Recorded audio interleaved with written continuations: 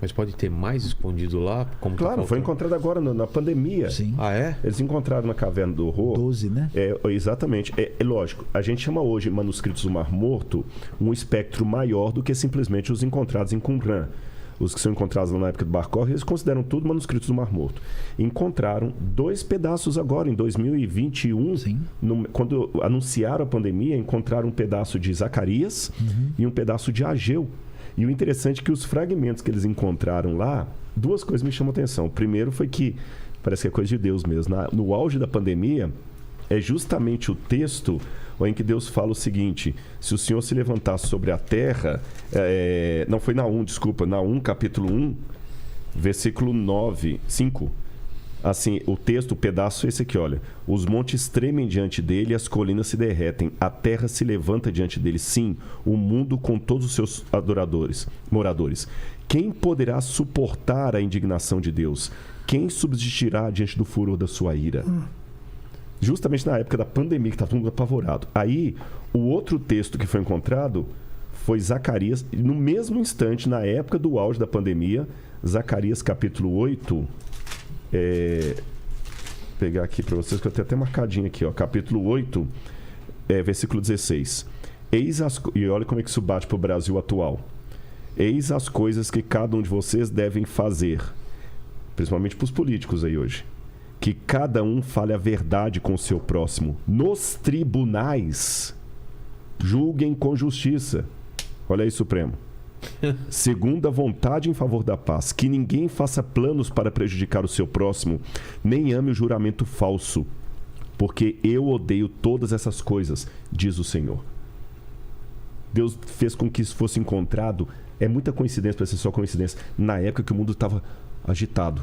E o mais curioso é que esses fragmentos que eles encontraram eram uma cópia do que a gente chama de Septuaginta, que é uma tradução do Antigo Testamento para o grego.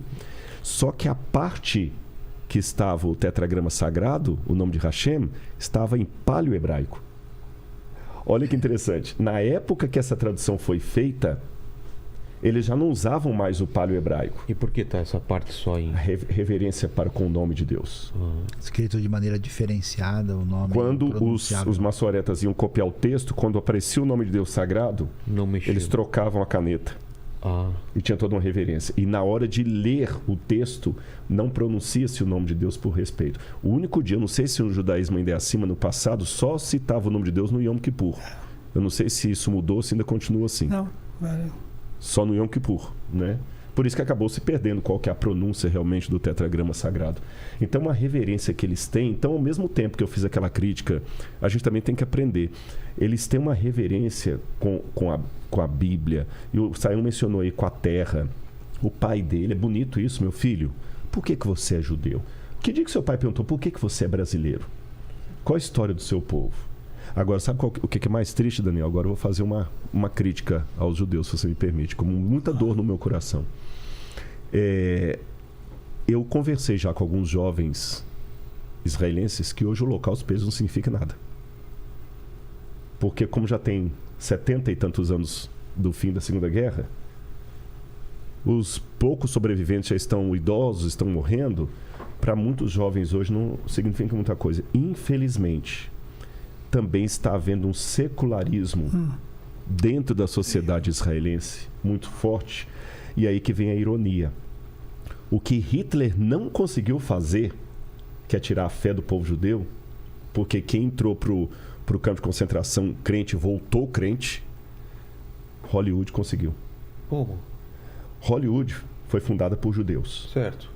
Mas judeus que lá nos Estados Unidos distanciaram dos valores que muitos brasileiros também estão hoje distanciando da família. Perderam a espiritualidade. Da espiritualidade, das raízes. Aí, quando eles fundaram Hollywood, a princípio, Hollywood ainda tem um bairrismo muito grande com o judaísmo. Você pode olhar, qualquer coisa antissemita, Hollywood bloqueia e tudo mais. Porém, quem trouxe as maiores decadências na sétima arte foi Hollywood. O sexo explícito, as coisas que são contra Tanakh. E a maior parte dos judeus ligados com Hollywood são judeus assim.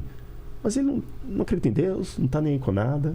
Sabe, toda essa experiência que você tem, ninguém teve. Então, Vamos aprender também com as coisas boas de Israel e com os erros de Israel. Eu gostei da história que o Sayão contou aquela vez aqui, do judeu com o americano, fazendo comparação do dia do Mayflower com o da Pessah, né? Da Páscoa, você reviver o que aconteceu. E vamos tomar uma lição para nós também, quem nós somos, sabe? Porque de repente o diabo tem várias estratégias. Ele não conseguiu tirar a fé do povo judeu com Hitler nem o nazismo, mas ele tirou muita fé de judeus com o brilho das luzes da fama, Hollywood. É incrível isso. Hollywood não matou nenhum judeu, não levou nenhum para a câmara de gás e conseguiu tirar mais a fé de muitos judeus do que Hitler.